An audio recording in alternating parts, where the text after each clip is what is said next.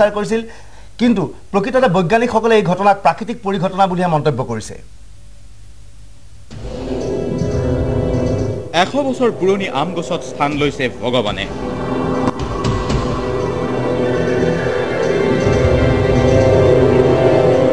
শিৱসাগৰৰ চেৰেকাপাৰৰ লালিংগাঁৱত সংঘটিত হৈছে এই ঘটনা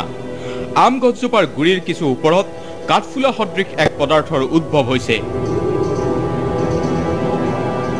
আৰু এই কাঠফুলাৰ তলৰ পৰাই অহৰহ নিৰ্গত হৈছে ধোঁৱা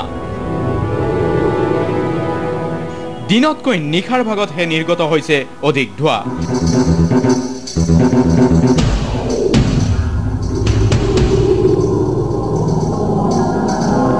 যাৰ ফলস্বৰূপে এই ঠাইডোখৰত এই গছজোপাত ভগৱানৰ আবিৰ্ভাৱ হোৱা বুলি বিশ্বাস কৰিবলৈ লৈছে স্থানীয় ৰাইজে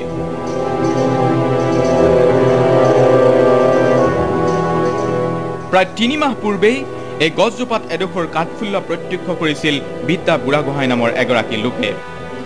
কাঠফুলাডোখৰ ক্ৰমশ ডাঙৰ হ'বলৈ ধৰে আৰু ইয়াৰ তলৰ পৰা দিনে নিশাই নিৰ্গত হ'ব ধৰে অহৰহ ধোঁৱা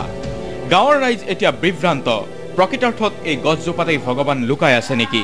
এই গছজোপাত কোনো দেৱতাই থিতাপি লোৱা বুলি সন্দেহ কৰি পুৱা গধূলি পূজা অৰ্চনাটো মগ্ন হৈ পৰিছে একাংশ লোক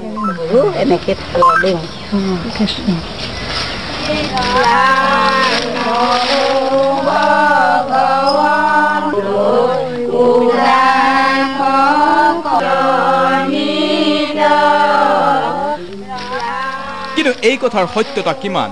কিহৰ বাবে এনেদৰে গছজোপাৰ পৰা নিৰ্গত হৈছে ধোঁৱা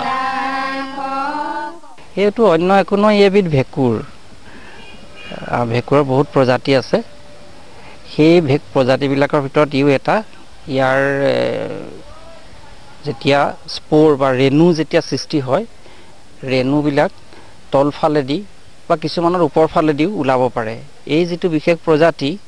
এই প্ৰজাতিটোৰ ৰেণুবিলাক পুৰঠ হোৱাৰ পিছত তলৰ ফালেদি বিস্তাৰণ হয় আৰু বিস্তাৰণ হওঁতে দেখাত সিহঁতক ধোঁৱা বা ধূলি উৰা যেন লাগে উদ্ভিদ বিজ্ঞানীসকলে অৱশ্যে এই ঘটনা সন্দৰ্ভত বিজ্ঞানসন্মত কাৰণ প্ৰদৰ্শন কৰিছে এতিয়া ভেঁকুৰ যেতিয়া আৰু গেনোডাৰ্মাই হওক বা ডেডেলিয়া